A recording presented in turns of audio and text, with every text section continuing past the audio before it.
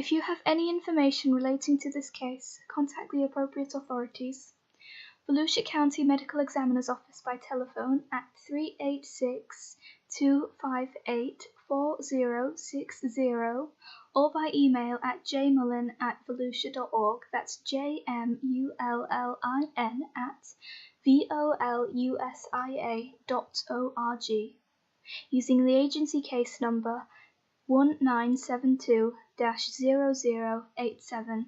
You can also contact Volusia County Sheriff's Office on the telephone at 386-254-4689 or by email at rhenshaw@vcso.us. On May 7, 1972, two motorcyclists came across a chilling discovery in a wooded area just off of Indian Lake Road in Daytona Beach, Volusia County, Florida. In or near the pond in the wooded area was a male's body. Some sources state that the body was floating in the pond, others state that he was found near the pond. The exact circumstances are unclear, though most sources state that he was in the pond. The pair of motorcyclists that discovered the body immediately called the authorities when they realized that the male was not moving, only half clothed, and seemed to be already deceased and decomposing. The medical examiner thought that the male had been dead for approximately 4 days prior to being found, and that his cause of death was a homicide by stabbing. He had 3 stab wounds to the chest, 3 stab wounds to the left leg, and 1 stab wound to his abdomen.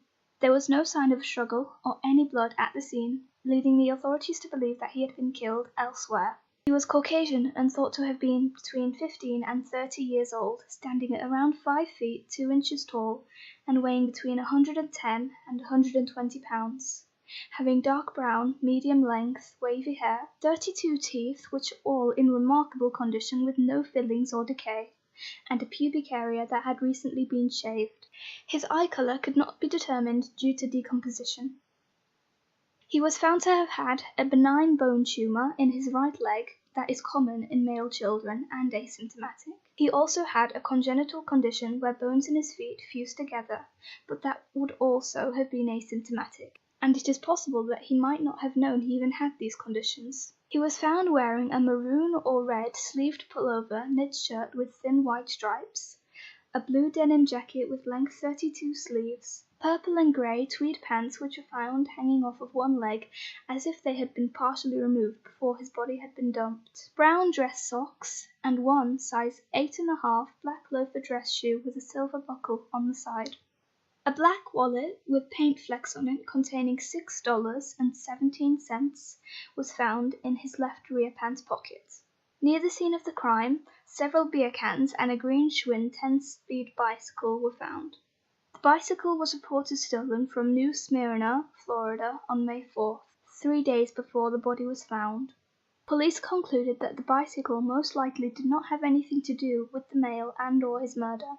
However, locals on the site Web Sleuths have stated that the area in which the body was found was far too remote for it to have just been a coincidence that a murder victim and an unrelated stolen bicycle would turn up there within days. Despite the efforts to identify him, he would remain a John Doe. In 2013, his remains were exhumed in hope of gathering DNA. Unfortunately, the DNA sample was deemed insufficient for profiling. However, this exhumation did bring something to light. For 40 years, it was believed that the victim had been between the ages of 15 and 30 years old. Analysis of his bones in 2013 revealed that he was actually 11 to 14 years old. He was not an adult man, as previously thought, but a child or a young teenager. This led to theories circulating that the boy was a victim of a paedophile ring and was simply disposed of when he grew too old and was no longer profitable, given that his pubic area had been shaved prior to death, perhaps as a way of keeping him looking younger. Not quite 2 miles away from where he was found, there stood a juvenile detention center, which some theorists think he may have been recently released from, given that he fit the appropriate age group of the boys that would have been sent there. Whatever the circumstances, this boy has been without a name for almost 50 years now. Check the beginning of the video again for the appropriate agencies to contact if you have any information whatsoever relating to his murder.